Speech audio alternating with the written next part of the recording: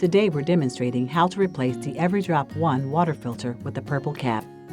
This filter is compatible with several brands, and the location of the filter could vary between models. The first thing you'll need to do is locate the filter. It could be in the upper right-hand corner or the bottom grill of your refrigerator. Place your fingers between the pocket space behind the arrow and lift up to expose the filter. Grab the filter and remove it. You shouldn't feel any resistance. The filter should slide out easily. To replace the filter, remove the purple cap. Line up the filter with the corresponding arrow and slide the filter into the slot. Use the door to push it closed. Your filter is now installed and ready for use.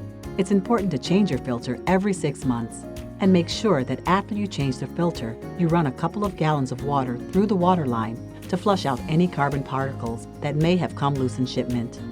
To see more of our how-to videos, visit us at app.com and be sure to like, comment, and subscribe to our YouTube channel.